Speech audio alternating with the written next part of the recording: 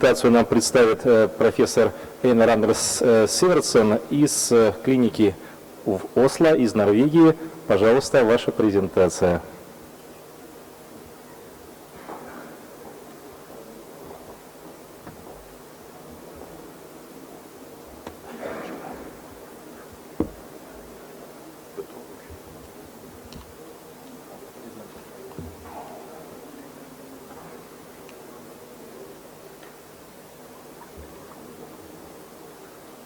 Good morning, dear colleagues. I'm waiting a bit for my talk. Yes. Okay. Good morning, dear colleagues.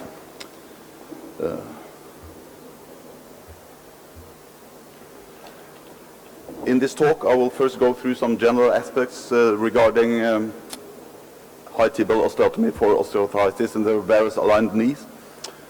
Then I will explain how one can use full-length weight-bearing X-rays to plan the operation, more specifically how one can calculate the size of the angle needed for the correction and the corresponding gap size. Then I will go through some data from 2 hospitals in Oslo where we have performed these operations, and after that a discussion and some concluding remarks. When we do the high tibial osteotomy, is the aim to give give pain relief to the patient and to reduce both, to give pain relief and to reduce progression of the osteoarthritis.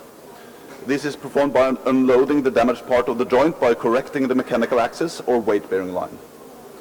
And there is agreement upon that a certain degree of overcorrection is necessary to unload the medial compartment sufficiently. This is and the generally accepted need for overcorrection is based on results showing better results for patients that are overcorrected.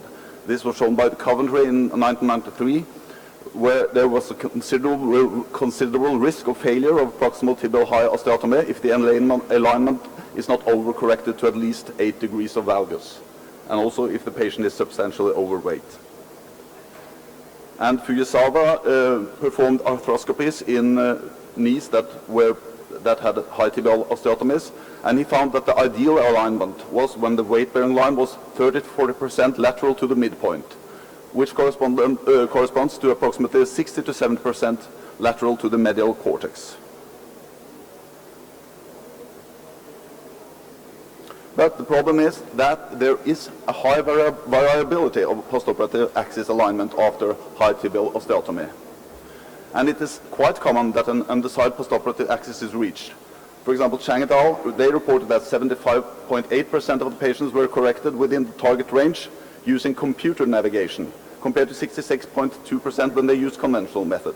And then their target range was 50 to 75% of the distance from the medial to the lateral side of the tibial plateau.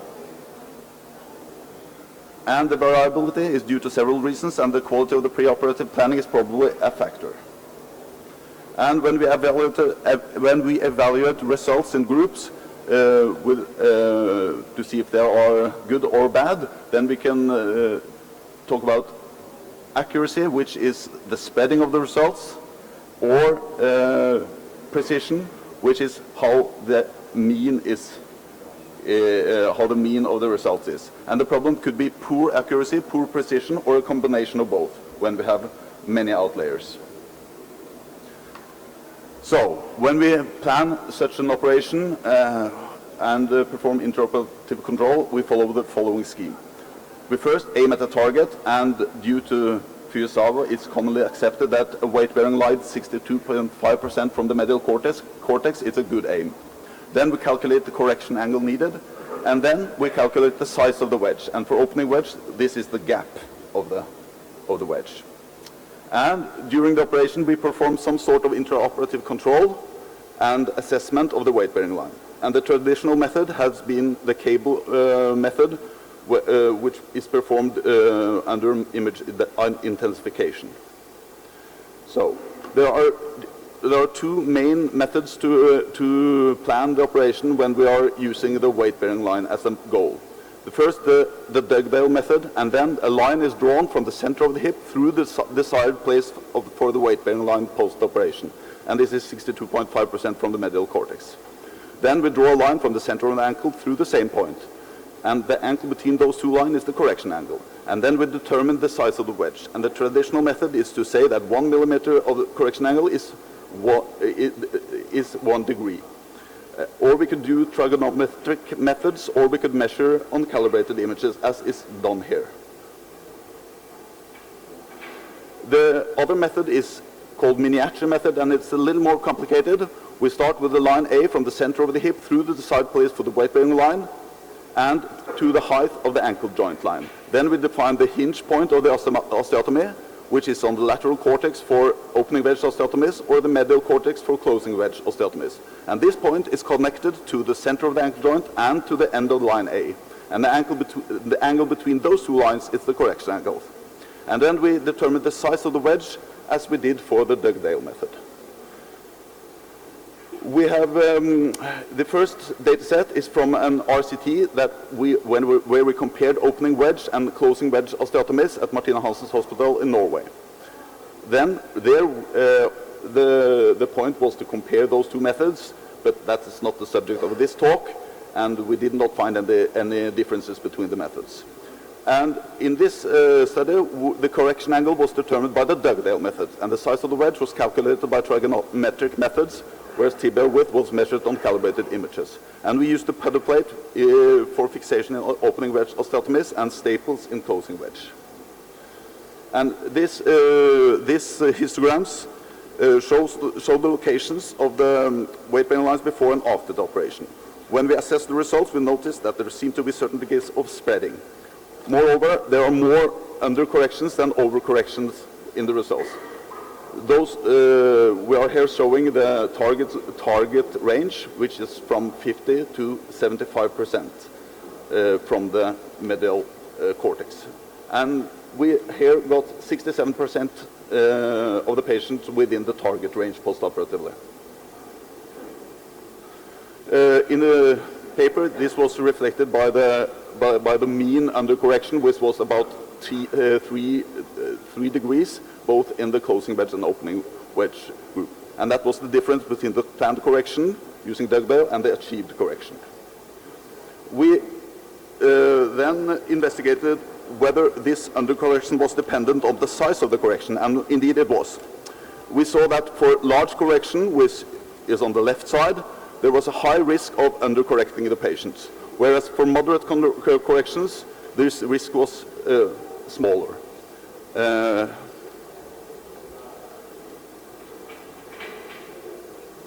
And after that, we assessed whether the planning method itself could play a role. We calculated the correction angles. We calculated once more, first with the Dugdale method and then with the miniature method. And then we found out that using the miniature method, we got higher correction angles than we did when using the Dugdale methods. And moreover, the difference increased with increasing correction angle.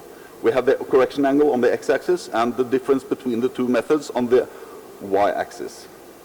So when the correction angle was really high, there was about 1 degree of difference, or even more.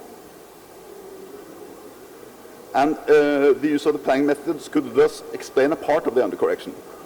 When we planned the correction with the Dugdale method, we got 9.5 and resulted in 6.6.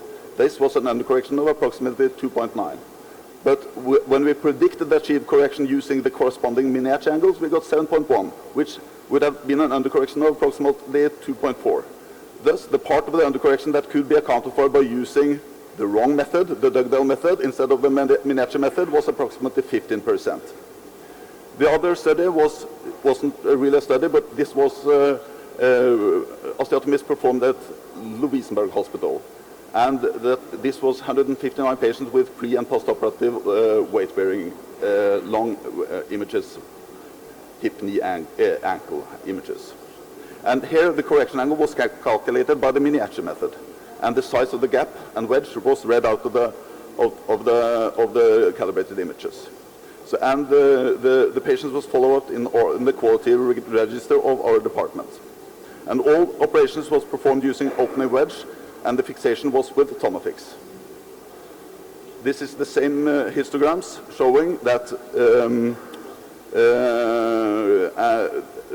and compared to the other study, it looks like the precision is a little bit higher, and in this material, 75% reached the target range, compared to 67% in the previous material. And also in this material, there was tendency to that the undercorrection was dependent on the correction angle, but this tendency was smaller.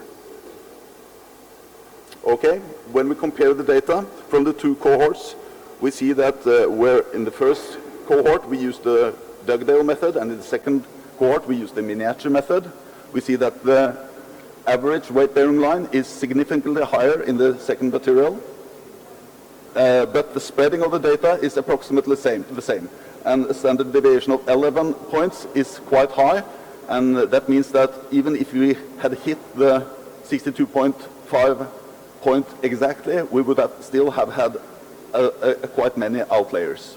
But due to a better accuracy in the Lovisenberg material, we got 75% within the target range there, compared to 67% in the first material. Okay, so is 75% within target range a good result? We don't know. For some reason, there is a lack of documentation on postoperative radiological results.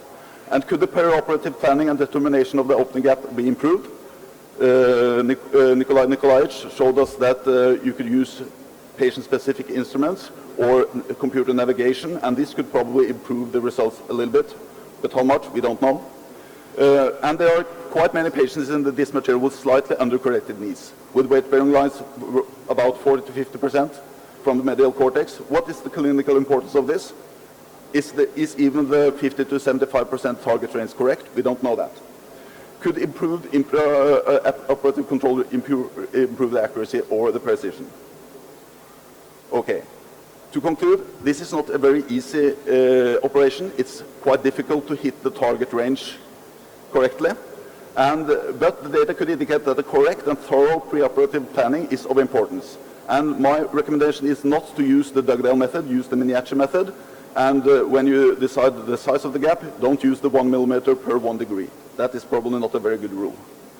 And there are many sources of variation, and preoperative planning is one of them, but there are also many unknown, and maybe not so easy to control.